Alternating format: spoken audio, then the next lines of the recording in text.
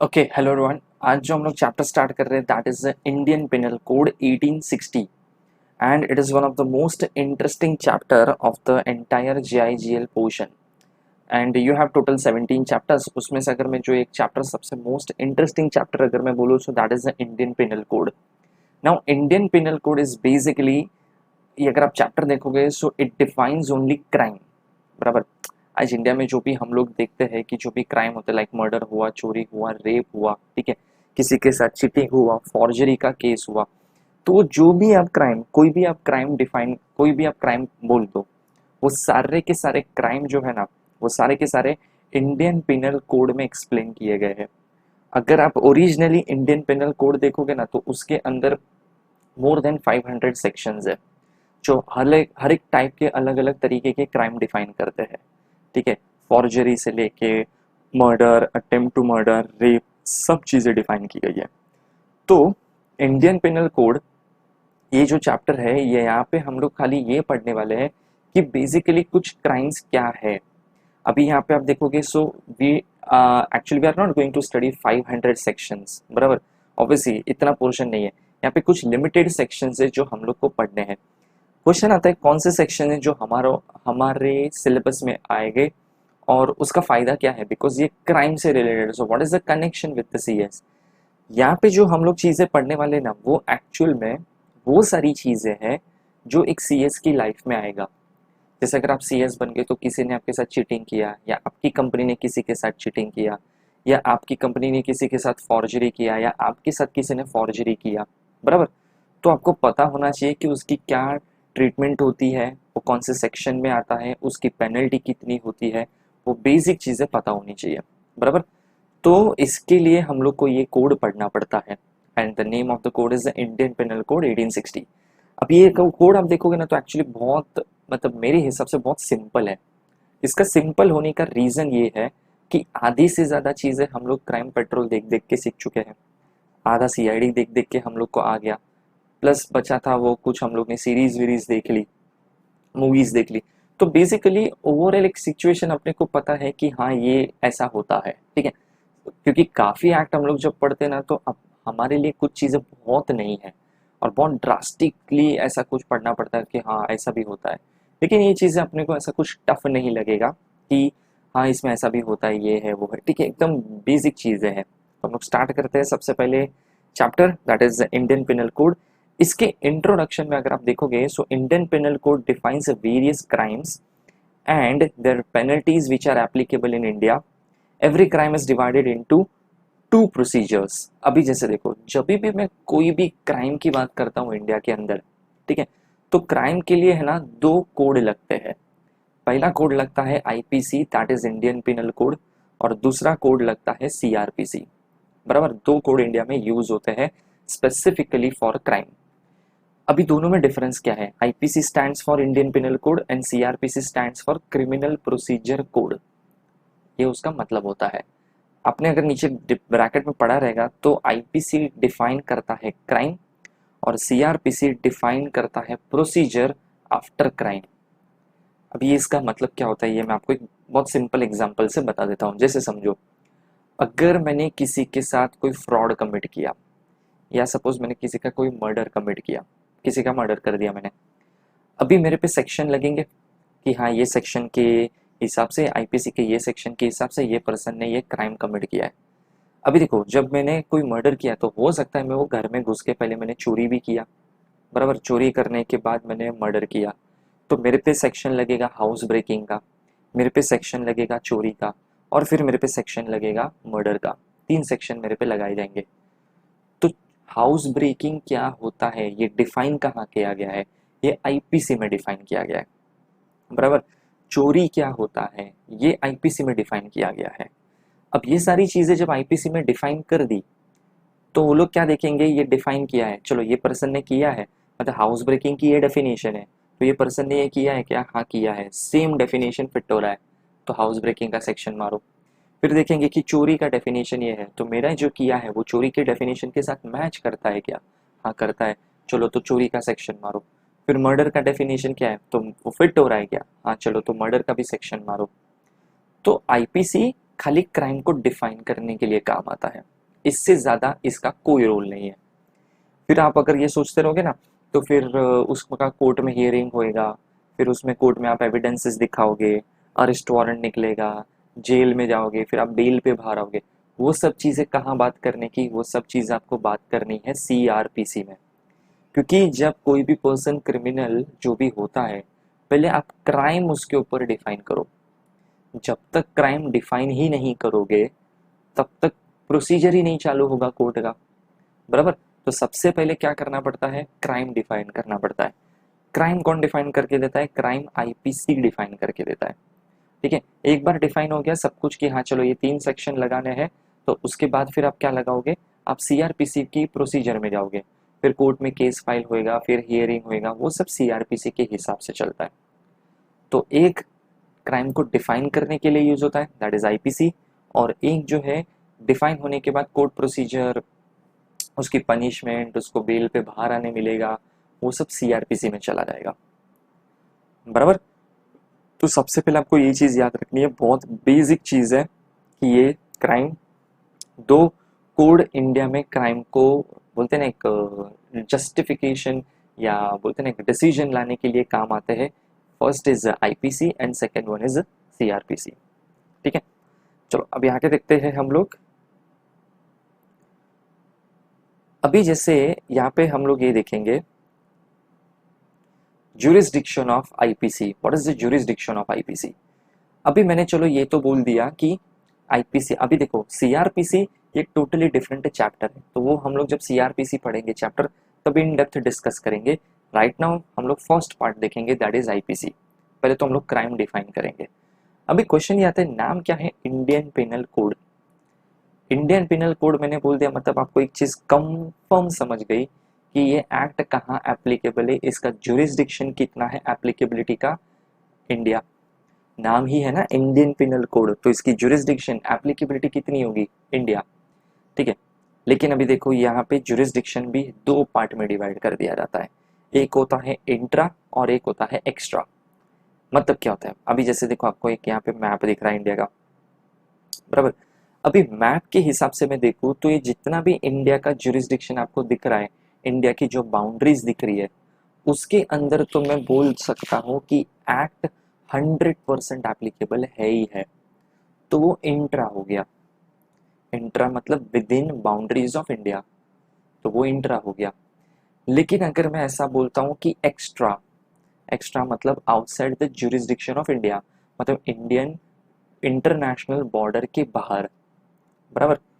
तो क्वेश्चन ये आता है, अगर इंडिया के बाहर मतलब अगर मैं समझता हूँ, समझो कोई एक कंट्री लेते हैं, समझो China, so why China will adopt Indian penal code.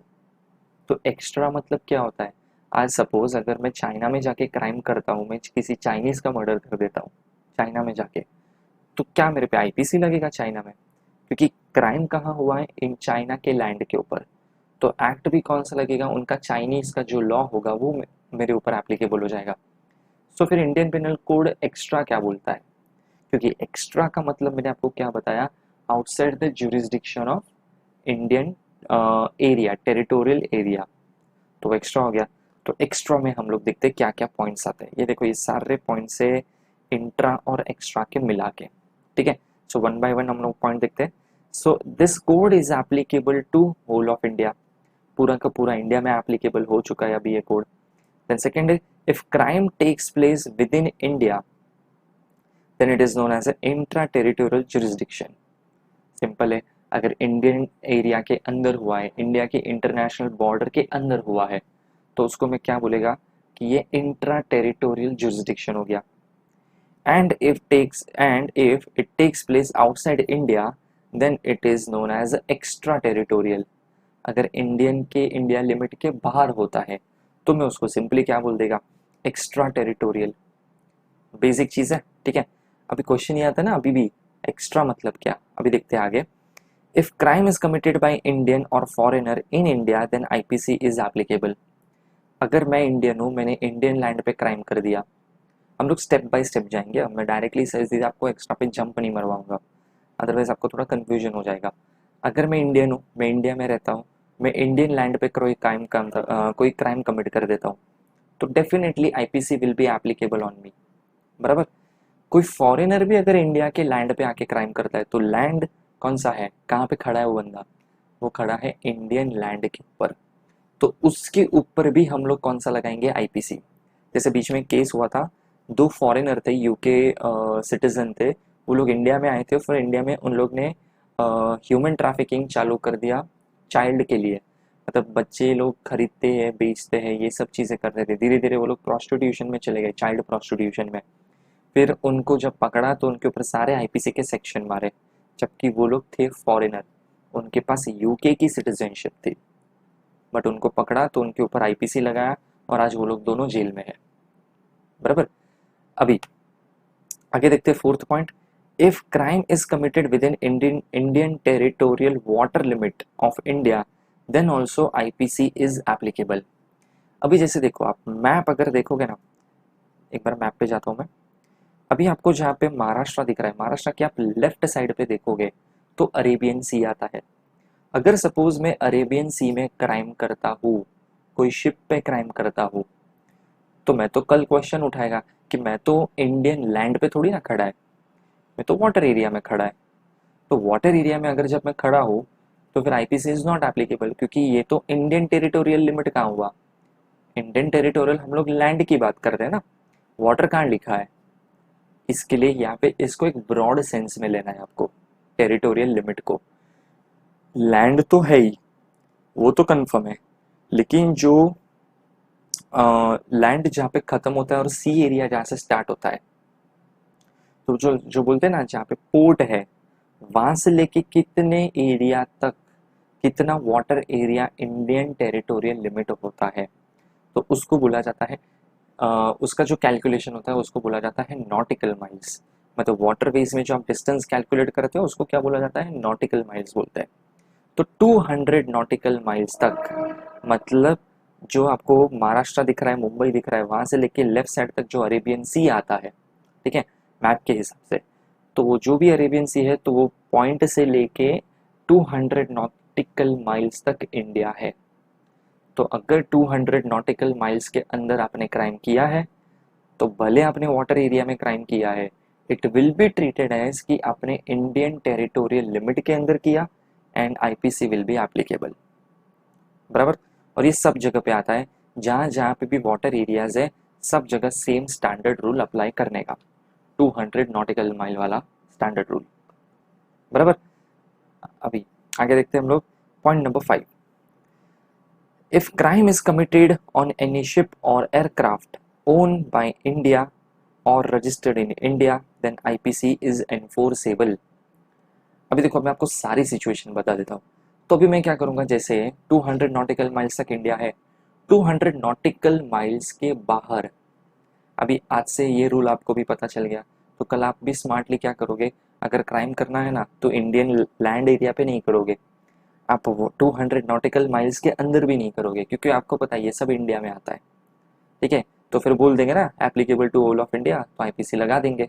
तो मैंने क्या किया, मैंने 200 नॉटिकल माइल्स बाहर गया, मतलब वो nautical mile, suppose 200 nautical miles यहाँ पे एंड हो रहा है, मैं उसके बाहर गया, ठीक है, ये साइड पूरा इंडिया है, मैं उसके बाहर चला गया शिप लेके, और जो भी शिप में जिसके साथ मैं बैठा था ना, मुझे उसका मर्डर करना है, फिर मैंने वहां पे क्राइम कमिट किया, फिर शिप को वापस घुमा के इंडिया में लेके आया, बराबर। अब समझो मुझे अरेस्ट कर लिया गया और मेरे को बोला कि मर्डर के चार्जेस लगाएंगे। बोला क्राइम किया किधर है, तो ये मार तो डाला इसको। बोला देखो, एक्ट क्या बोलता है, आईपीसी क्या बोलता है, applicable to entire India, India मतलब लैंड एरिया, तो बोलता है हाँ। बोला इंडिया मतलब water area up to 200 nautical miles, police वाला बोलेगा हाँ। बोला तो मैंने क्राइम कहाँ किया, इंडियन लैंड पे किया, नहीं। 200 नॉटिकल माइल्स के अंदर किया, नहीं, मैंने तो बाहर किया है, तो फिर मेरे ऊपर कोई एक्शन नहीं होना चाहिए। देखो, मेरा अगर लॉजिक देखोगे ना, तो लॉजिक मेरा बहुत करेक्ट है, कुछ गलत नहीं बोला है मैंने। मैं स्ट्रिक्टली जो लॉ की लैंग्वेज जो लिखा हुआ है, मैं उसको ही पढ़ के उसका एक इंटरप्रिटेशन निकाल के बता रहा हूँ कि इसका मतलब ऐसा होता है। तो इसके लिए देखो, इन्होंने फिफ्थ पॉइंट वाला ऐड किया है, ठीक है। क्या फिफ्थ पॉइंट है, फिफ्थ पॉइंट बोलता है कि अगर आप इंडियन एरिया के बाहर भी चले गए, लेकिन अभी बाहर गए, तो अभी सपोज आप दूसरे लैंड पे गए, दूसरी कंट्री में चले गए, तो आईपीसी लगाने का सवाल नहीं होता है, क्योंकि आप वहाँ पे लैंड पे खड़े हो। लेकिन अगर सपोज आप हवा में हो या पानी में हो, देखो आप इंडियन लैंड पे हो तो कंफर्म आईपीसी, लेकिन आप पानी में हो और वो भी 200 नॉटिकल माइल्स के बाहर हो, बराबर, तो फिर क्या देखने का, आईपीसी कब लगता है, अगर जिसके साथ क्राइम हुआ या तो वो इंडियन है, या तो जो आपने वेसल यूज किया, मतलब शिप यूज किया या एयरक्राफ्ट यूज किया, वो या तो कोई इंडियन के नाम पे या इंडियन कंपनी के नाम पे रजिस्टर है, ठीक है, तो फिर भी आपके ऊपर आईपीसी लगेगा। अब मैं 200 नॉटिकल माइल्स के बाहर चला गया हूँ, 200 नॉटिकल माइल्स के बाहर जाके मैंने मर्डर किया, ठीक है, मरने वाला समझो फॉरेनर भी है, शिप मैंने कौन सा यूज किया, शिप मैंने कौन सा यूज किया, Indian, then IPC will be applicable. तो अभी कुछ लोगों का दिमाग क्या चलता होगा, समझो मरने वाला भी फॉरेनर, शिप भी फॉरेन का, तो मैं तो इंडियन है ना, तो मैंने अगर इंडियन का मतलब मैं तो इंडियन हूँ, तो मैंने अगर क्राइम किया तो आईपीसी तो बाई डिफॉल्ट लगने वाला है। अभी वापस वहाँ सबका दिमाग चलेगा क्या, कि समझो 200 नॉटिकल माइल्स के बाहर जो मरा वो भी फॉरेनर, जिसने मारा वो भी फॉरेनर, जो शिप लगाया है मतलब जो शिप को यूज किया है वो भी फॉरेनर, बराबर, मतलब वो भी फॉरेनर के नाम पे रजिस्टर है, एक भी कैटेगरी में कुछ भी इंडिया नहीं आता है, तो क्या लगेगा। तो एक सिंपल सा चीज है अभी इसके अंदर, अब वो शिप है तो पानी में है, तो कहीं ना कहीं तो वो बेचारा लैंड करेगा, कहीं ना कहीं तो वो जाएगा, समझो वो घूम के इंडिया में आ रहा है, तो ऑब्वियसली आप इंडिया में आ रहे हो तो आपको इंडिया में अरेस्ट करेंगे, ठीक है, क्योंकि आपने क्राइम किया है। फिर अगर आप कोर्ट में आर्ग्यूमेंट करोगे मैं फॉरेनर, क्राइम बार हुआ, इंडियनशिप ये रजिस्टर नहीं है, बट क्राइम के बाद इमीडिएटली फर्स्ट टाइम पकड़ा कहाँ पे, इंडिया में, तो इंडियन गवर्नमेंट आपको होल्ड कर लेगा, आपको अरेस्ट कर लेगा। फिर अभी सब कुछ फॉरेन की सिचुएशन है, तो फिर वो डिपेंड करता है उसके बाद कि अगर वो कंट्री के साथ हमारे फ्रेंडली ट्रीटीज़ है, एक्सचेंज ऑफ क्रिमिनल की ट्रीटीज़ है, ऐसा सब कुछ साइन किया है, तो फिर हम लोग वो क्रिमिनल वो कंट्री को हैंड ओवर कर देंगे। जैसे इंडिया और इंडोनेशिया का है, जैसे अबू सालेम को जब अरेस्ट किया था तो उसको इंडोनेशिया में से अरेस्ट किया था, ठीक है, अब वो बंदा वहाँ की सिटीजनशिप लेके बैठा था, ठीक है, और उसको जब अरेस्ट कर दिया, अरेस्ट करने के बाद इंडियन गवर्नमेंट को जब पता चला ना कि ये अरेस्ट हुआ है, तो इंडिया का और इंडोनेशिया का एक फ्रेंडली रिलेशनशिप है, एक ट्रीटीज उन्होंने साइन किया है क्रिमिनल्स को एक्सचेंज करने का। तो वो ट्रीटी के अंदर उन्होंने क्या बोला कि ये हमारे यहाँ का मोस्ट वांटेड है, तो आप इसको हैंड ओवर कर दो। तो इंडोनेशिया ने 4 दिन के अंदर इंडियन को हैंड ओवर कर दिया और आज वो इंडिया की जेल में। सेम अगर कोई क्रिमिनल इंडोनेशिया का है जो यहाँ पे पकड़ा गया, तो गवर्नमेंट यहाँ की प्रोसीजर कंप्लीट करने के बाद उसको इंडोनेशिया की गवर्नमेंट को हैंड ओवर कर देगा, ठीक है, फिर इस तरीके से ट्रीटमेंट होता है। अभी समझो अगर मैं फॉरेन में हूँ, मैं यूएस में सेटल हूँ, मैं यूएस में क्राइम कर रहा हूँ, भले मैं सिटीजनशिप मेरे पास यूएस का नहीं है, लेकिन क्राइम मैंने वो लैंड पे किया, तो डेफिनेटली मेरे ऊपर यूएस के लॉ लगेंगे, इंडियन लॉ थोड़ी ना लगने वाला है।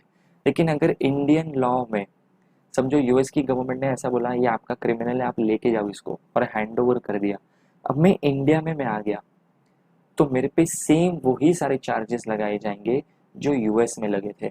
And at that point of time I can not argue कि ये क्राइम तो यूएस में किया है, इंडियन लैंड पे कहाँ किया है, तो आईपीसी क्यों लगा रहे हो, वो आर्ग्यूमेंट नहीं चलेगा उधर, ठीक है। तो आप अगर इंडिया में आए तो भले अपने यूएस में हाउस ब्रेकिंग किया, चोरी किया, मर्डर किया, तो जो 3 चार्जेस है वो सेम इंडियन लॉ के हिसाब से उसके कौन से सेक्शन बनते हैं, अकॉर्डिंगली आपके ऊपर एक्शन हो जाएगा, अगर गवर्नमेंट हैंड ओवर करता है तो। ये कब होता है, जब फ्रेंडली रिलेशन वो मेंटेन किए हैं या एक्सचेंज ऑफ क्रिमिनल्स के अपने ट्रीटी साइन किए हैं, तब ये सब चीज़ें पॉसिबल है, अदरवाइज ये नहीं होता है, ठीक है। चलो नेक्स्ट देखते हैं हम लोग, define exempted categories under jurisdiction of IPC. Okay, जो भी मैं आपको पढ़ा रहा हूँ ना, I will make sure that कि मैं आपको क्वेश्चन आंसर फॉर्म में बताऊँ, तो आपको एक समझेगा कैसे क्वेश्चन आएंगे और उसके आंसर्स क्या हो सकते हैं, ठीक है। अब यहाँ पे क्या है, exempted category under jurisdiction of IPC, ऐसे कौन से लोग हैं जिनके ऊपर आईपीसी डायरेक्टली नहीं लगता है, या लगता ही नहीं है।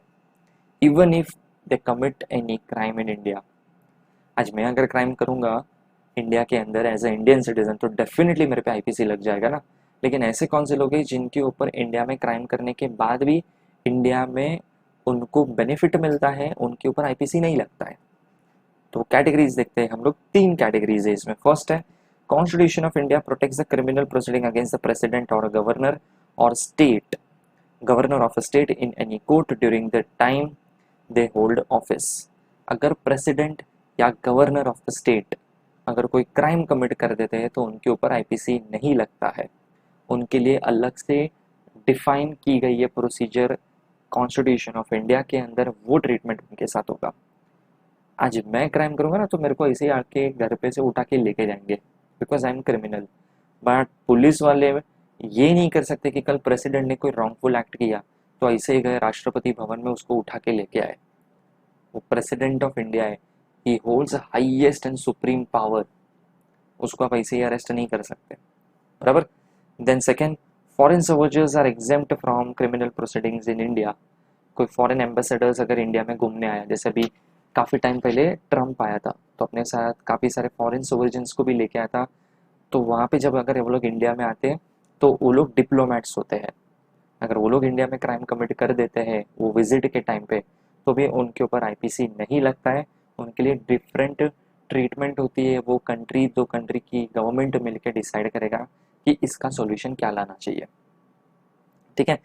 And this immunity is also injured by the ambassador and the diplomats, same point, soldiers, diplomat, ambassador सबको ये प्रिविलेज है। और फॉरेन कंट्रीज जो have official status in India, ठीक है।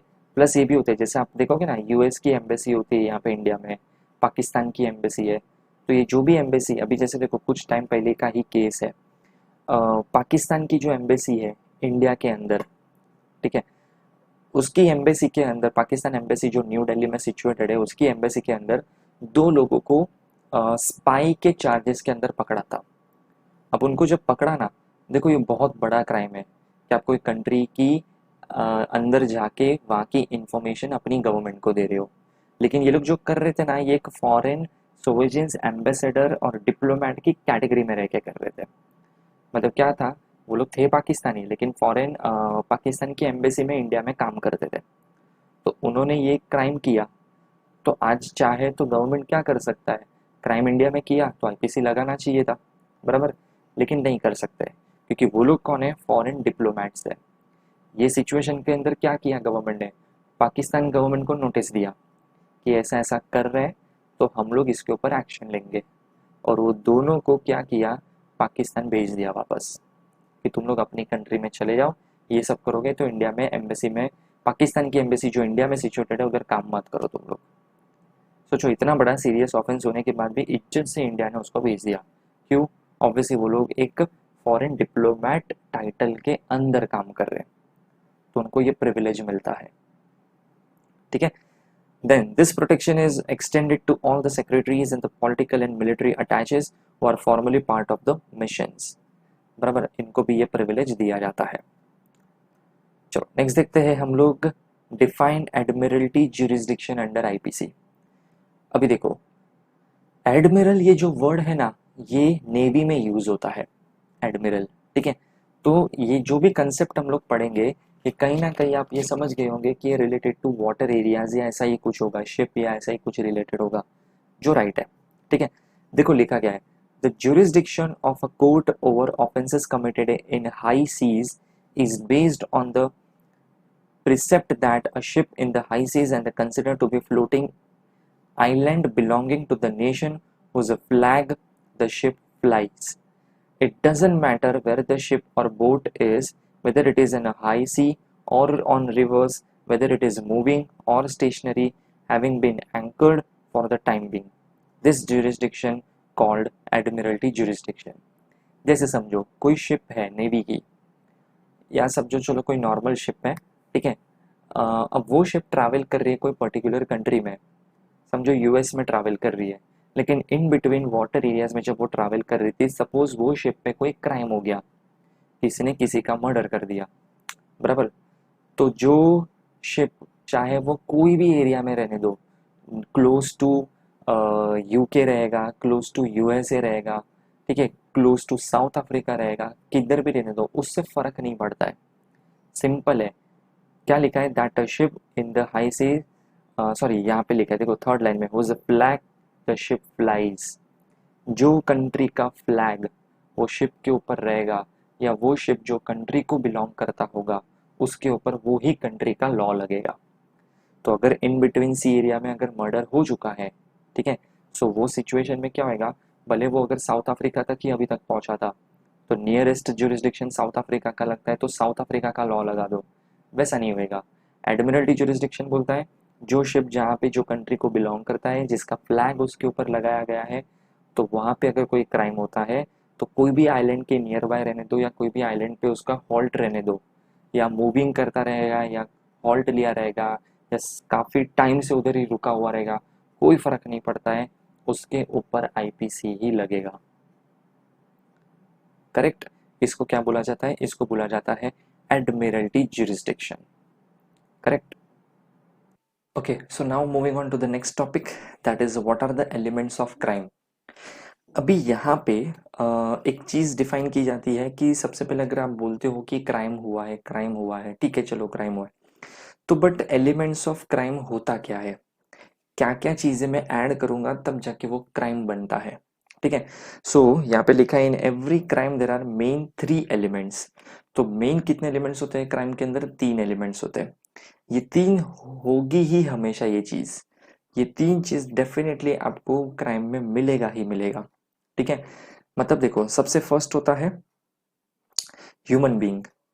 ह्यूमन बीइंग का मतलब होता है कि जो भी क्राइम किया है, वो क्राइम एक पर्सन के थ्रू हुआ है, एक ह्यूमन बीइंग के थ्रू हुआ है।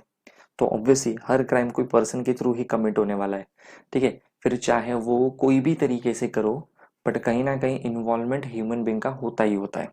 तो that is obvious. Then second one आता है मेंस रिया। मेंस रिया का मतलब होता है गिल्टी माइंड। अब गिल्टी माइंड का मतलब जब आप क्राइम कर रहे हो, ठीक है, तो क्राइम में ये भी एक चीज बहुत ज्यादा एस्टैब्लिश होती है कि आप जब कोई क्राइम कर रहे हो ना, तो आपका गिल्टी माइंड है, मतलब आप एक रॉन्गफुल इंटेंशन के साथ कर रहे हो। ठीक है। और तीसरा होता है एक्ट सीरियस। अभी देखो यहाँ पे इसका एक्सप्लेनेशन। सो ह्यूमन बीइंग में क्या लिखा गया है, सो एक्ट सीरियस हम लोग बाद में डिस्कस करते हैं, तो पहले हम लोग 2 चीजें पहले पढ़ लेते हैं। Human being means wrongful act must be committed by human being. The human being must be under legal obligation to act in a particular manner and be physically and mentally fit for conviction. मतलब ये चीजें बहुत ज्यादा देखो एक proper तरीके से explain की गई है, मेंटली फिट। बिकॉज अगर पर्सन अनसाउंड माइंड है और अगर वो क्राइम करता है, तो उसको वो क्राइम नहीं बोला जाएगा, उसको वहां पे एग्जेम्प्ट कर दिया जाता है। ठीक है, एग्जेम्प्टेड कैटेगरी में आ जाता है वो। बराबर। तो फिजिकली और मेंटली वो पर्सन क्राइम कर सकता है, तो वो ह्यूमन बीइंग है, और ह्यूमन बीइंग ने फिर क्राइम किया है ऐसा माना जाएगा। दूसरा, it means the act must be performed with a guilty mind and intention is based on the maxim actus non facitrum nisi mens citria। इसका मतलब होता है कि जब भी आप कोई रॉन्गफुल एक्ट कर रहे हो, आपका गिल्टी माइंड है, आपका रॉन्गफुल इंटेंशन है, तब आप करते हो। ठीक है। तो वो मेंस रिया हो गया। फिर तीसरा आता है हमारा एक्ट सीरियस। एक्ट सीरियस का मतलब देखो क्या लिखा है, it means act must be wrongful in nature under any law of India. If it is not unlawful then it is not punishable. देखो सिंपल सी चीज है, अगर मैं कोई रॉन्गफुल एक्ट करता हूँ, तो वो इंडियन लॉ के हिसाब से रॉन्गफुल होना चाहिए, तो वो रॉन्गफुल एक्ट है। और तो वो रॉन्गफुल एक्ट है तो वो पनिशेबल क्राइम है। अगर कोई एक्ट कोई चीज करने की परमिशन देता है, तो जब परमिशन ही दे रहा है, तो और एक्ट ही बोलता है कि आप ये कर सकते हो, तो अगर मैं करूंगा तो फिर क्राइम नहीं बोलने का। क्यों नहीं बोलने का, क्योंकि एक्ट ही बोलता है कि ये चीज आप कर सकते हो। बराबर। जैसे अगर समझो गुजरात में दारू बैन है, तो वहां का एक्ट बोलता है कि दारू अलाउड नहीं है। महाराष्ट्र में बैन नहीं है, तो महाराष्ट्र में आप पियो बेचो जो करना है करो, उसमें कोई प्रॉब्लम नहीं है, आप उसमें डील करो, सब चलेगा।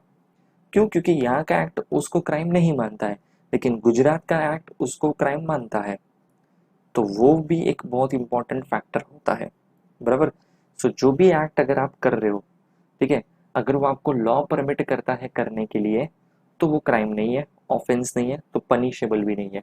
लेकिन अगर जो चीज़ आपको नहीं करने बोला है फिर भी अगर आप करोगे तो वो ऑफेंस है, क्राइम है और वो पनिशेबल भी है फिर। ठीक है, तो ये तीन चीज़ हमेशा क्राइम में आपको मिलेगी ही मिलेगी। कौन सी चीज़? Human being, mens rea and actus reus. अब यहाँ पे एक ह्यूमन बींग के आपको एक एग्जाम्पल दे देता हूँ ह्यूमन बींग का थोड़ा डिफरेंट तरीके से। जैसे समझो, अगर मुझे किसी पर्सन को मारना है तो मुझे ये पता है कि मैं डायरेक्टली मारेगा ना तो डेफिनेटली ये क्राइम हो जाएगा। तो मैंने क्या किया, कोई एनिमल लिया, उसको ट्रेन किया और उसको अटैक करना सिखाया, या कोई वाइल्ड एनिमल ही लेके आया और उसके ऊपर छोड़ दिया। अब वो एनिमल ने अटैक करके उसको मार डाला। तो अगर मेरे को कोर्ट में प्रेजेंट किया और कोर्ट ने मेरे को बोला कि आपके ऊपर मर्डर के चार्जेस लगेंगे, बोला एक मिनट, मारा किसने? एनिमल ने। तो पनिशेबल ऑफेंस किसके लिए होगा? एनिमल के लिए होगा। तो पेनल्टी भी किसको मिलेगा? एनिमल को मिलेगा। तो जेल भी कौन जाएगा? एनिमल ही जाएगा। बराबर। अगर मैं ऐसा आर्ग्यूमेंट करेगा तो ये आर्ग्यूमेंट कोई भी तरीके से वैलिड नहीं माना जाएगा, because of the simple reason, उसको ट्रेन करने के पीछे तो मैं ही हूँ, उसको सिखाने वाला तो मैं ही हूँ। चलो वाइल्ड एनिमल है तो सिखाने वाला मैं भी नहीं हूँ, मैंने तो सिखाया भी नहीं, उसने अटैक कर दिया। सो लॉ ये भी बोलता है कि अगर आप डेंजरस कैटेगरी के एनिमल रखते हो then it is your duty to take care of such animal.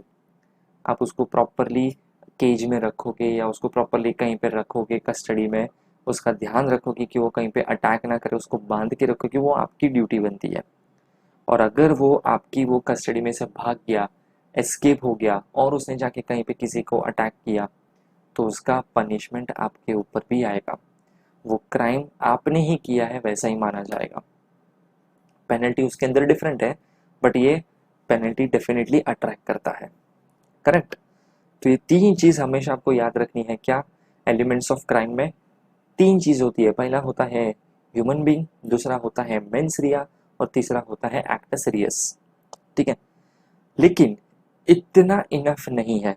अभी यहाँ पे और एक चीज है, जैसे देखो, सुप्रीम कोर्ट की एक गाइडलाइंस थी जिसमें एलिमेंट ऑफ क्राइम को और अच्छे से उसने एक्सप्लेन किया था कि ये सारी चीजें भी इंक्लूड होती है। जो उन्होंने कौन से केस में डिफाइन किया था? देखो सेकेंड लाइन में आपको केस का नाम मिलेगा, गिरजानाथ वर्सेस स्टेट के केस में ये डिफाइन किया गया था।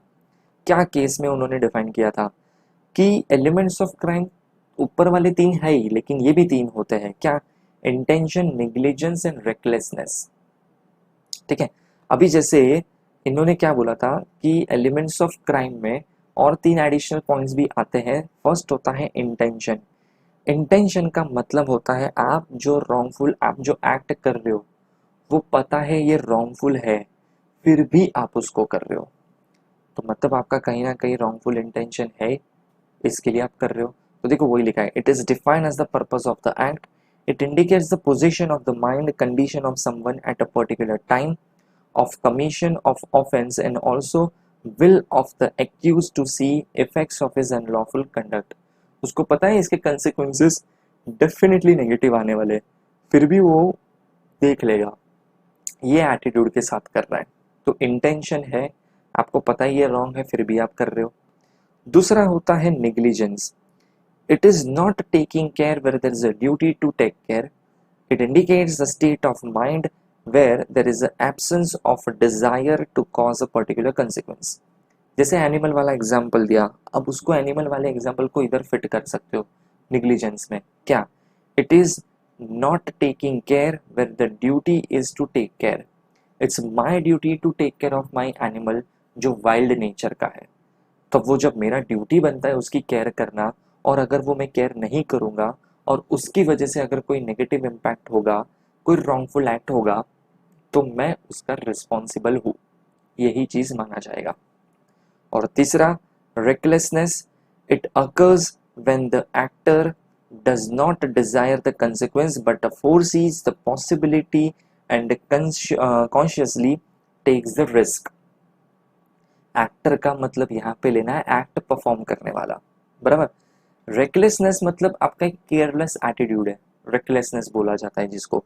एक एग्जांपल दे रहा हूँ, जैसे समझो, अगर मैं है ना कोई कार ड्राइव कर रहा हूँ और बहुत फास्ट चला रहा हूँ, बोलते ना एक रफ ड्राइव कर रहा हूँ, तो मेरे बाजू वाला जो बैठा था ना सीट पे, वो मेरे को ऐसा बोलता है, भाई आराम से चला, ठोक वोक देगा, किसी को उड़ा देगा।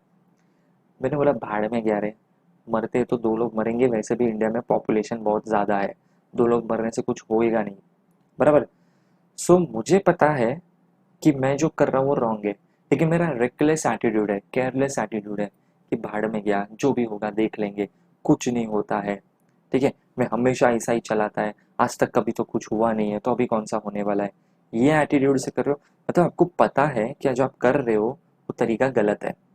ठीक है, और आपने ध्यान नहीं रखा ना कुछ उसके नेगेटिव कंसिक्वेंसेस हो जाएंगे, और फिर भी आप कर रहे हो एक केयरलेस एटीट्यूड के साथ, तो उसको बोला जाता है रेकलेसनेस। ठीक है, ये तीन फैक्टर भी कहीं ना कहीं आ जाता है, बराबर। तो ये सुप्रीम कोर्ट की एक गाइडलाइंस जो थी, उसमें बताया गया था, जो केस का नाम आपको याद रखना है, गिरजानाथ वर्सेस स्टेट का जो केस था, उसके अंदर ये जजमेंट पास हुआ था।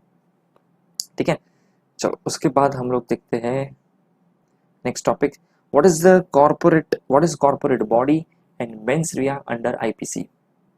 अच्छा, अभी कॉर्पोरेट बॉडी और मेंस रिया का कनेक्शन कैसे आता है कॉर्पोरेट के केस में, तो देखते हैं हम लोग।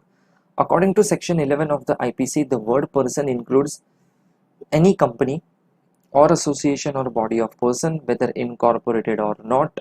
Thus, companies are covered under the provision of the IPC. Virtually in all the jurisdiction across the world governed by the rule of law, companies can no longer claim immunity from criminal prosecution on the grounds that they are incapable of possessing the necessary mens rea for the commission of the criminal offenses. एक simple सा example है, जैसे कोई company अगर कोई wrongful act कर देता है, तो कंपनी तो एक्ट होता है through directors and top management and the senior management, जिसको तुम लोग बोलते हो, उनके थ्रू कोई ना कोई रॉन्गफुल एक्ट होता है। तो कंपनी क्या अगर इम्यूनिटी मांगेगा कि गिल्टी माइंड मेरा तो था भी नहीं, कंपनी है ना, कंपनी का कोई गिल्टी माइंड नहीं है, कंपनी में जो कंपनी के थ्रू परफॉर्म करने वाले लोग हैं, मतलब कंपनी जिसके थ्रू परफॉर्म करता है, गिल्टी माइंड उन लोग का है, कंपनी का तो कोई गिल्टी माइंड नहीं है। ये प्रिविलेज कभी भी कोई भी कंपनी को नहीं दिया जाएगा, बराबर। तो फिर इसका सॉल्यूशन क्या होता है, तो सिंपल सॉल्यूशन है कि जो भी पर्सन कंपनी के बिहाफ पे रॉन्गफुल एक्ट करता है, तो जो भी नेगेटिव कंसिक्वेंसेस है वो पर्सन के ऊपर ही आएगी, और कंपनी के ऊपर भी पेनल्टी तो डेफिनेटली लगेगा, लेकिन कंपनी एक आर्टिफिशियल लीगल पर्सन है, तो उसको आप पकड़ के जेल में तो डाल नहीं सकते, तो उनके ऊपर मॉनेटरी पेनल्टी लगेगी, बराबर, कंपनी के ऊपर। और जो वो एक्ट में इन्वॉल्व है, जो पर्सन एक्ट के अंदर इन्वॉल्व है, जो कंपनी के बिहाफ पे वो सारी चीजें रॉन्गफुल एक्ट कर रहा था, उसके ऊपर जो भी पेनल्टी डिफाइन की गई है वो लगेगी फिर, करेक्ट। चलो नेक्स्ट देखते हैं। हाँ, ये एक one of the most important topic है कि what are the exceptional cases where there is no need of mens rea and still it is punishable under IPC। अभी जैसे देखो, हम लोग ने एलिमेंट्स ऑफ क्राइम में क्या पढ़ा कि मेंस रिया मतलब गिल्टी माइंड वाला फैक्टर हमेशा होना चाहिए, तो ही आपको पनिशमेंट मिलेगा, मतलब आपका माइंड गिल्टी है तो वो पनिशेबल है। लेकिन ये चार सिचुएशन ऐसी है जहां पे आपका माइंड गिल्टी जरा भी नहीं है, आपने कभी सोचा भी नहीं था मेरे को ऐसा कुछ करना है, लेकिन अगर समझो चीजें ऐसी हो गई, तो मेंस रिया ढूंढने नहीं बैठने का, और वो पनिशमेंट डायरेक्टली मिलेगा। ढूंढने नहीं बैठने का, उसके कुछ बहुत सारे अलग अलग सिचुएशन के अलग अलग लॉजिक है, अलग अलग रीजन है, तो हम लोग पॉइंट पढ़ेंगे तो आपको समझेगा कि यहाँ पे मेंस रिया क्यों ढूंढा नहीं जाता है। तो देखो, फर्स्ट पॉइंट, सोशल वेलफेयर।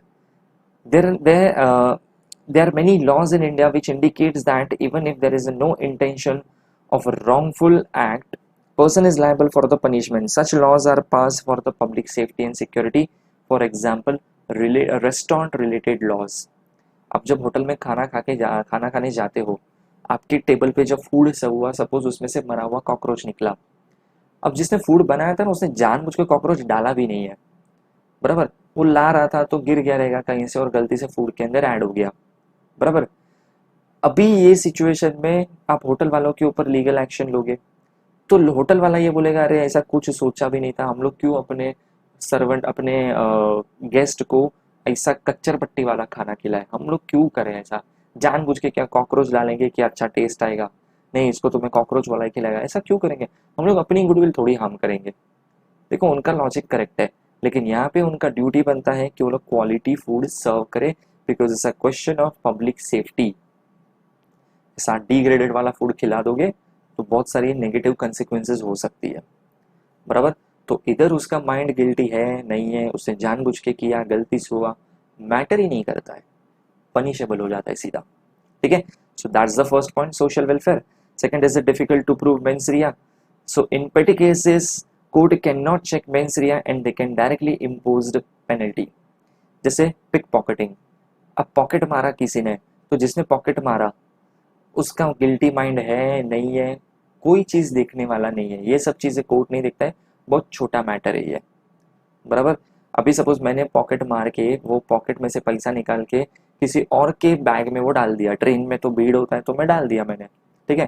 फिर मैंने बोलता है कि अरे पॉकेट मारता है, और मैंने उसको जोर से एक चमाट बजाया, एंड आफ्टर दैट उसका चेकिंग किया तो पता चला कि हाँ उसके पास से वो पॉकेट किसी का पर्स निकला, तो वहाँ पे उसका गिल्टी माइंड था नहीं था, वो सब चीज़ें नहीं देखी जाती है, और उसमें पनिशमेंट डेफिनेटली मिल जाता है। थोड़ा रॉन्ग लगेगा बट ये इसको इसी तरीके से ट्रीटमेंट किया जाता है। Then third is the public safety. So in the interest of the public safety, strict liability is imposed, and whether a person causes a public nuisance with a guilty mind or without guilty mind, he is punished। Tort जो chapter है उसमें हम लोग ने ये पढ़ा है, या उसमें ये कंसेप्ट होता है कि अगर आप कोई रॉन्गफुल एक्ट करते हो with intention, then it is definitely punishable. लेकिन स्ट्रिक्ट लाइबिलिटी, एब्सोल्यूट लाइबिलिटी का कंसेप्ट क्या बोलता है कि अगर आपने कोई रॉन्गफुल एक्ट किया विदाउट इवन इंटेंशन, और अगर आपके कोई एक्ट की वजह से किसी को डैमेज हुआ, किसी को कोई प्रॉब्लम हुआ, किसी को कोई लॉस हुआ, तो भी आप कंपनसेशन देने के लिए लायबल हो जाते हो, बराबर। देन आता है point number 4, violation of law without knowledge. If a person violets a law without even without the knowledge of the existence of the law, it can be it can still be said that he has committed an act which is prohibited by law, because ignorance of law is not an excuse। अभी जैसे देखो काफी सारे act है India के अंदर, सारे act तो हर एक पब्लिक को तो पता नहीं होगा, तो समझो कोई एक्ट कोई पर्सन को नहीं पता है और उसने कोई वो रॉन्गफुल एक्ट कर दिया जो वो एक्ट के हिसाब से रॉन्गफुल है, तो फिर अगर आप कभी क्या बोलोगे कि नहीं ये तो पनिशेबल हो गया, बट वो बोलेगा अरे मेरे को तो पता ही नहीं है कि ऐसा कोई एक्ट होता भी है, वो नहीं देखा जाता है। Ignorance of law is not an excuse. आप इंडिया में रह के इंडिया का लॉ आपको पता नहीं है, ये एक्सक्यूज नहीं दे सकते, और ये डेफिनेटली पनिशेबल हो जाएगा, बराबर। तो ये 4 केसेस हम लोग ने पढ़े, ये 4 केसेस वो है जहाँ पे आपको मेंस रिया मतलब गिल्टी माइंड है या नहीं है ये ढूंढने की भी जरूरत नहीं है, ये डायरेक्टली पनिशेबल हो जाता है, ठीक है। सो अभी जाते हैं नेक्स्ट टॉपिक के ऊपर। नेक्स्ट टॉपिक है हमारा what are the stages of crime. तो अभी जैसे हम लोग ने ये पढ़ा पहले क्राइम क्या होता है, ठीक है, फिर उसके एलिमेंट्स क्या होते हैं। अब ये सब चीज़ पढ़ने के बाद हमारा टॉपिक बन जाता है स्टेजेस ऑफ क्राइम, कि क्राइम कौन से स्टेज से पास होता है, ठीक है, कि क्राइम कौन से स्टेज से पास ऑन होता है। सबसे पहला अभी उसको देखोगे ना तो टोटली स्टेजेस ऑफ क्राइम को 4 पार्ट में डिवाइड किया जाता है। पहला पार्ट होता है इंटेंशन, दूसरा होता है प्रिपरेशन, तीसरा होता है अटेम्प्ट, और चौथा होता है अकम्प्लिश, बराबर। ये 4 पार्ट है टोटली, मतलब क्राइम को स्टेज 1, स्टेज 2, स्टेज 3, स्टेज 4 तक में लेके जाऊंगा। सबसे पहला स्टेज क्या होता है इंटेंशन, दूसरा स्टेज होता है प्रिपरेशन, तीसरा होता है अटेम्प्ट, और चौथा होता है अकम्प्लिश। अकम्प्लिश मतलब मिशन सक्सेसफुल, जिस जो कांड करना था कर दिया सक्सेसफुली, बराबर। अभी हर एक स्टेज का एक अलग ही सिचुएशन होता है, कुछ स्टेज क्राइम माने जाते हैं, कुछ स्टेज क्राइम माने भी नहीं जाते हैं, तो हर एक स्टेज को हम लोग इन डिटेल देखेंगे अभी। तो सबसे फर्स्ट स्टेज है हमारा इंटेंशन, बराबर। सो इंटेंशन का मतलब होता है आप किसी के साथ कोई क्राइम करने का सोच रहे हो, ठीक है, तो वो हो गया मेरा इंटेंशन। अब देखो इंटेंशन होना ये क्राइम नहीं बोलेगा मैं, ठीक है, क्यों, देखो अभी ऑब्वियस एक बात है, सपोज आप कोई लेक्चर में बैठे हो, कोई प्रोफेसर आपको बहुत ज्यादा पका रहा है और आप ऐसा लग रहा है क्या सड़ा रहा है यार, बस हो गया यार, अभी इरिटेट हो रहा है, ठीक है, तुम लोग को ऐसा सोचते रहोगे ना तभी, सच्ची अगर एक मर्डर फ्री होता ना सच्ची में इसको उड़ा देता मैं, तुम लोग सोचते रहोगे ऐसा। तो सोचना क्या क्राइम थोड़ी है। ऐसा तो तुम लोग दिन में कितने क्राइम सोचते रहोगे। मेरा तो मन करता है मैं बैंक ही लूट लूँ, 10-20 करोड़ मिल गया मेरा तो लाइफ सेट हो गया। अगेन क्राइम का सोचा। कोई प्रोफेसर पका रहा है तो साले को तो मैं उड़ा ही दूँ, बिना बस चले तो। ठीक है, अगेन क्राइम के बारे में सोचा। तुम लोग ड्राइव कर रहे हो, कोई आगे बाइक वाला है जो तुम लोग को साइड नहीं दे रहा है, तुम लोग को आगे नहीं जाना दे रहा है, तुम लोग क्या सोचोगे, साला एक मन करता है उड़ा ही दूँ इसको, इसके ऊपर से ही गाड़ी चढ़ा के लेके जाओ। अगेन क्राइम के बारे में सोचो। तो तुम लोग दिन में हर बार हर जगह पे हर चीज में क्राइम का ही सोच रहे हो। तो सोचना क्राइम नहीं है, सोचते तो सब है। ठीक है, आज भी मैं इधर बैठे बैठे भी क्राइम का सोच सकता हूँ, तो सोचना कोई गलत थोड़ी है। और चलो समझो अगर मैं इसको क्राइम मान भी लूँ, तो कोर्ट में प्रूव कैसे करोगे। मेरा थॉट है ना, how you can prove that कि मेरा थॉट ये था। चलो अगर मैं किसी को बोल भी दूँ कि मेरे को मन कर रहा है किसी का मर्डर करने का, या सच में मेरे को इसका मर्डर करने का मन कर रहा है, तो मन कर रहा है, किया नहीं ना, तो फिर ये नहीं बोलने का तो क्या करने का भी वेट करे। हाँ ऑब्वियसली, एटलीस्ट करने का वेट नहीं करे, लेकिन एक प्रिपरेशन, एक अटेम्प्ट तो हो। मैं तो सोचना कोई गलत है ही नहीं। सोचो, तुम लोग को जो सोचना है वो सोचो, सोचने में क्या प्रॉब्लम है। तुम लोग भी अगर देखो एग्जाम एग्जाम में सोचते हो मैं कॉपी करने मिल गया तो बस है, मस्त मजा आएगा। सोचा ना तुम लोग ने, या तुम लोग सोच रहे हो कि कॉपी करूंगा मैं, तो सोचना थोड़ी तुम लोग को कॉपी के केस में बाहर कर दिया एग्जाम से। बाहर कब करेंगे, जब तुम लोग को कॉपी करते हुए पकड़ा, तब वो रॉन्गफुल एक्ट हुआ ना। सोचना थोड़ी ना रॉन्गफुल एक्ट है।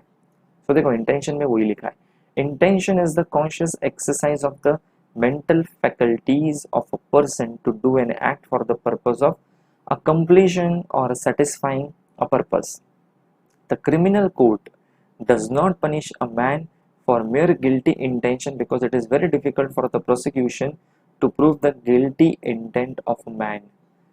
अगर तुम लोग ने मेरे को चलो गिल्टी सोच रखने की वजह से मेरे को अरेस्ट भी कर लिया, how you are going to prove this in the court of law कि मैंने गलत सोचा। प्रूफ ही नहीं कर पाओगे तुम लोग ये चीज, बराबर। तो वो तो पॉसिबल ही नहीं है, तो खत्म हो गया, मैटर ही क्लोज, बराबर। सो इंटेंशन, सोचना, ये कोई क्राइम नहीं है। तुम लोग गलत सोच रहे हो, गलत थॉट आ रहे हैं, क्रिमिनल थॉट्स आ रहे हैं, सोचो, कोई प्रॉब्लम नहीं है उससे, क्योंकि वो क्राइम है ही नहीं। तो आज के बाद तुम लोग जो भी सोच रहे हो ना प्रोफेसर को मार देने का, इसको उड़ाई दो, इसका मुंडी काट दो, सोचो, कोई फर्क नहीं पड़ने वाला है उससे। ठीक है, फिर हम लोग जाते हैं दूसरे स्टेज पे। दूसरा स्टेज हमारा आता है प्रिपरेशन। अभी सपोज तुम लोग ने सोच तो लिया, लेकिन अभी उस स्टेज से एक स्टेज आगे जा रहे हो, क्या उसको प्रिपेयर, उसके लिए प्रिपरेशन कर रहे हो। तो प्रिपरेशन में भी मतलब या तो तुम लोग ने वेपन अरेंज किया, अरेंजमेंट किया उसका, या कोई और भी सपोज जैसे गन चाहिए या और भी कोई भी इक्विपमेंट लगेगा, किसी को अगर जहर देना है तो पॉइजन तुम लोग मार्केट से खरीद के लेके आए। कोई ना कोई जो भी अरेंजमेंट अगर तुम लोग कर रहे हो तो उसको बोला जाता है प्रिपरेशन, बराबर। तो इसमें देखेंगे, देखते हैं क्या लिखा है। So preparation means to arrange necessary measures for the commission of intended criminal act. Preparation itself is not punishable as it is difficult to prove that necessary preparation were made for the commission of the offense. अभी देखो, अगर मुझे किसी का murder करना है, सो I can use knife. अब वो अगर मैं खरीद के लेके आता हूँ, या मैं उसको प्रॉपर उसको शार्पनिंग करता हूँ, ठीक है, तो इससे ये प्रूफ नहीं हो रहा है कि मैं प्रिपरेशन कर रहा हूँ, क्योंकि वो एक नॉर्मल इक्विपमेंट है, उसको मैं डे टू डे लाइफ में भी यूज कर सकता हूँ सब्जी काटने के लिए। So you can not say that कि ये प्रिपरेशन क्राइम के लिए था। इसके लिए लिखा है ना, देखो सेकेंड लाइन में, it is not punishable as it is difficult to prove that necessary preparations were made for the commission of the offence, because ये बहुत डिफिकल्ट है प्रूव करना। लेकिन हाँ, अगर तुम लोग कोई ऐसे वेपन लेके आते हो जो ऑर्डिनरी कोर्स ऑफ बिजनेस में या रूटीन लाइफ में हम लोग यूज नहीं करते, और वो भी इलीगल तरीके से अगर तुम लोग लेके आए हो, ठीक है, तो वो प्रिपरेशन माना जाएगा। जैसे मैंने गन खरीदा, तो गन मैंने अगर लाइसेंस के साथ खरीदा, so it doesn't mean that कि आई हैव क्रिमिनल इंटेंशन और ये प्रिपरेशन चालू हो गया मेरा। ठीक है, हाँ, लेकिन अगर मैं इलीगल तरीके से खरीद रहा हूँ तो ऑब्वियसली प्रिपरेशन एक क्राइम माना जाएगा। लेकिन इससे जो आप क्राइम करने वाले हो उसकी पेनल्टी नहीं मिलेगी। जैसे अगर गन खरीदने के बाद मैं किसी का मर्डर करने वाला था, तो मर्डर का पनिशमेंट नहीं मिलेगा, वो इलीगल इक्विपमेंट या वेपन रखने का पनिशमेंट मिलेगा। ठीक है, तो इस तरीके से उसको ट्रीट किया जाएगा। करेक्ट। तो ये हमारा था प्रिपरेशन स्टेज। तीसरा आता है attempt. So third is attempt has been called as a preliminary crime. Section 511 provides punishment for attempting to commit an offence. कुछ ऑफेंस ऐसे हैं कि अटेम्प्ट एक सीरियस ऑफेंस माना जाता है, और अगर आपने क्राइम किया होता, मतलब अकम्प्लिश हो गया होता, और अटेम्प्ट पे आप रह गए, तो दोनों की पेनल्टी सेम है। कुछ ऑफेंस ऐसे भी है कि अटेम्प्ट की पेनल्टी अलग है, और अकम्प्लिश मतलब वो हुआ नहीं ना सक्सेसफुली, तो उसकी पेनल्टी अलग है। तो वो डिपेंड करता है case to case, situation to situation, वो उसके अलग अलग प्रोविजन और अलग अलग ट्रीटमेंट होती है उसमें। बराबर। तो अटेम्प्ट मतलब आप कोई इनिशिएटिव ले रहे हो क्राइम करने के बाद आफ्टर प्रिपरेशन स्टेज। ठीक है। और लास्ट वाला है अकम्प्लिश। अकम्प्लिश मतलब मैंने सक्सेसफुली कोई काम कर दिया, जो मेरा क्राइम, मुझे जो करना था, बैंक रॉबरी करना था, बैंक रॉबरी कर दिया, किसी का मर्डर करना था, किसी का मर्डर कर दिया, तो वो अकम्प्लिश, मिशन अकम्प्लिश, सक्सेसफुली मैंने कर दिया। अब ये क्राइम है, और यहाँ पे आपको उसकी पेनल्टी आईपीसी के हिसाब से मिलेगी, क्योंकि हो गया ना सक्सेसफुली, तो वो डिफाइन हो गया कोई सेक्शन के हिसाब से। मर्डर तो मर्डर के सेक्शन के हिसाब से डिफाइन हो गया, चोरी करना तो वो उसके सेक्शन के हिसाब से डिफाइन हो गया। तो जब डिफाइन हो गया तो उसके लिए पनिशमेंट आएगा, क्योंकि ये क्राइम बन गया। ठीक है। लेकिन इसमें ये सबसे इंपॉर्टेंट पार्ट है, वो डिफरेंट कैटेगरीज अंडर अटेम्प्ट। अभी अटेम्प्ट, कमीशन, इसकी सब अलग अलग ट्रीटमेंट है, तो उसको भी 4 पार्ट में डिवाइड किया जाता है। तो वो पॉइंट सबसे इंपॉर्टेंट पॉइंट है। तो सबसे फर्स्ट पॉइंट हम लोग देखते हैं, those sections in which the commission of an offense and attempt to commit are dealt with the same section, the extent of the punishment being the same for both the offense as also the attempt। इसका मतलब होता है कि attempt और commission अलग है, मतलब attempt और अकम्प्लिश अलग है। अटेम्प्ट थर्ड स्टेज होता है, अकम्प्लिश फोर्थ स्टेज होता है। अटेम्प्ट में आपने क्राइम सक्सेसफुली नहीं किया है, आपने अटेम्प्ट मारा है। अकम्प्लिश में आपने सक्सेसफुली कर दिया है। तो जो यहाँ पे फर्स्ट पॉइंट है, ये बोलता है कि कुछ सेक्शंस ऐसे हैं, कुछ क्राइम ऐसे हैं जिसमें अटेम्प्ट करोगे या कमीशन, कमीशन मतलब अकम्प्लिश हो गया, अगर अकम्प्लिश भी हो गया या अटेम्प्ट किया, दोनों में से कुछ भी करो, it deals with the same section, same penalty. अगर अटेम्प्ट पे हो लेकिन आपने ये कैटेगरी जो यहाँ पे डिफाइन की है, उसका वो क्राइम अगर किया, तो पेनल्टी अकम्प्लिश वाला ही मिलेगा, क्योंकि दोनों सेम सेक्शन में आता है और दोनों के लिए सेम पेनल्टी बनाया गया है। अब वहां पे आप ऐसा आर्ग्यूमेंट नहीं करोगे मैंने अकम्प्लिश किधर किया, मैं फोर्थ स्टेज तक गया ही नहीं, मैं तो थर्ड स्टेज पे ही रुक गया हूँ, तो मेरा पेनल्टी अलग होना चाहिए। नहीं। जैसे एग्जाम्पल, रेप, अटेम्प्ट मारा लेकिन कर नहीं पाए, तो उसका उतना ही पेनल्टी है जितना रेप कमिट करने का, अकम्प्लिश करने का पेनल्टी होता है। वॉर अगेंस्ट इंडिया, ठीक है, इंडिया के अगेंस्ट कुछ प्लान आउट किया, अटेम्प्ट मारा लेकिन सक्सेसफुल नहीं हुए। ठीक है। और अगर सपोज कर लिया सक्सेसफुल, तो दोनों के लिए सेक्शन सेम और दोनों के लिए पेनल्टी भी सेम। ये फर्स्ट पॉइंट है। फिर सेकेंड पॉइंट हम लोग देखते हैं कि कुछ ऑफेंस ऐसे हैं जहां पे अटेम्प्ट की पेनल्टी अलग होती है और अकम्प्लिश की पेनल्टी अलग होती है, और दोनों डिफरेंट सेक्शन और डिफरेंट पेनल्टी डिफाइन करते हैं। ये है point number 2। Those offences in which the attempt to commit specific offences are dealt side by side with the offenses themselves but separately, and separate punishment have been provided for the attempt other than that provided for the offenses which have been completed। मतलब attempt का section भी अलग होएगा, attempt का penalty भी अलग होएगा, accomplish का सेक्शन अलग होएगा और अकम्प्लिश का सेक्शन पेनल्टी भी अलग होएगा। फर्स्ट पॉइंट में क्या था, attempt, accomplishment, same section, same penalty. इधर attempt and accomplish, different section, different penalty. जैसे मर्डर, अटेम्प्ट टू मर्डर और मर्डर अलग हो गया। अटेम्प्ट टू मर्डर में इंसान मरा नहीं है, तो उसकी पेनल्टी कंपैरेटिवली कम होती है, लेकिन अगर मर्डर कर दिया तो उसकी पेनल्टी कंपैरेटिवली हाई हो जाएगी, क्योंकि आपने वहाँ पे अकम्प्लिश किया, किसी की लाइफ ले ली। ठीक है। तीसरा तीसरा एक अलग ही कैटेगरी है जिसमें ये एक ही केस आएगा, बराबर। क्या है वो? कि अटेम्प्ट करोगे तो पनिशेबल, लेकिन अकम्प्लिश कर दिया तो पनिशमेंट नहीं। अभी ऐसा लगता है ना, ऐसा कौन सा क्राइम है कि अटेम्प्ट में पनिशमेंट मिलता है लेकिन अकम्प्लिश में पनिशमेंट नहीं मिलता है, तो फिर अटेम्प्ट पे रुकने का है, क्यों अकम्प्लिश तक चले ही जाने का? तो वो देखो, ये है attempt to commit suicide specifically provided under section 309 of IPC.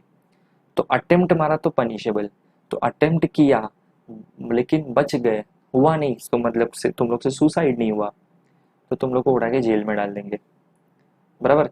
तो ये पनिशेबल ऑफेंस है। लेकिन अगर तुम लोग ने कर दिया सक्सेसफुली, तो कर दिया सक्सेसफुली तो तुम लोग तो टपक ही गए, मर गए, तो काय का पनिशमेंट? किसको दोगे पनिशमेंट? इसके लिए लिखा है नॉट पनिशेबल, बराबर। और फोर्थ कैटेगरी ऐसा है, फोर्थ कैटेगरी ये बोलता है कि जनरली इसको क्राइम माना जाता है, लेकिन वो डिपेंड करता है आप कहाँ क्राइम कर रहे हो। जैसे लिखा है इसमें कि अगर आपने ये क्राइम, अगर ये एक्ट पब्लिकली किया, ठीक है, तो ये क्राइम है, तो उसका अकम्प्लिशमेंट का पेनल्टी है, ठीक है, उसमें भी अटेम्प्ट की पेनल्टी नहीं है, बराबर। लेकिन अगर आपने प्राइवेटली किया तो अटेम्प्ट करो, अकम्प्लिश करो, किसी को पता ही नहीं चलने वाला, तो पेनल्टी होने ही नहीं वाला है, बराबर। Best example, watching porn. Porn movies अगर समझो कोई देखता है, तो अगर आप पब्लिकली देख रहे हो, ट्रेन में ऐसा एक हाथ ऊपर करके लटक के ऐसा मोबाइल में देख रहे हो, तो ऑब्वियसली ये ऑफेंस है और इसके ऊपर आपके ऊपर एक्शन भी हो सकता है। लेकिन अगर कोई पर्सन प्राइवेटली अकेले में मोबाइल में हेडफोन लगा के देख रहा है, ठीक है, तो अटेम्प्ट भी मारा, अकम्प्लिश भी किया, सब कुछ कर डाला भाई ने, बराबर। सब कुछ मतलब जो तुम लोग सोच रहे हो वो भी, ठीक है। सो इन दैट पर्टिकुलर सिचुएशन इसको कौन पनिशमेंट देगा? किस किस सामने जाके उसने बोला कि उसने ये क्राइम किया है? लेकिन अगर ये चीज़ पब्लिकली की गई है तो डेफिनेटली पता है, ठीक है, विटनेस है, तो फिर उसमें पनिशमेंट मिलता है, बराबर। तो ये चार कैटेगरी आपको याद रखनी है। डिफरेंट कैटेगरीज है अटेम्प्ट के। देखो अटेम्प्ट में बहुत सारी सिचुएशन है, एक बार फिर से हम लोग 4 पॉइंट रिवाइज करते हैं। पहला पॉइंट बोलता है अटेम्प्ट और accomplish same section same penalty. दूसरा पॉइंट आता है अटेम्प्ट और accomplish different section different penalty. तीसरा आता है attempt punishable, accomplish not punishable, only one case suicide. और चौथा अटेम्प्ट अकम्प्लिश कुछ भी करो, अगर पब्लिकली किया तो पेनल्टी आएगा, उसमें भी अटेम्प्ट में नहीं आएगा, अकम्प्लिश में आएगा। और अगर प्राइवेटली किया, प्राइवेटली फिर चाहे अटेम्प्ट करो, अकम्प्लिश करो और कुछ भी कर लो, तो उसमें पेनल्टी डेफिनेटली आएगा। सॉरी, उसमें डेफिनेटली नहीं आएगा, क्योंकि प्राइवेटली हुआ है, किसी को पता ही नहीं चला है कि मैंने ऐसा कुछ कांड किया है, then there is no question of any penalty, correct.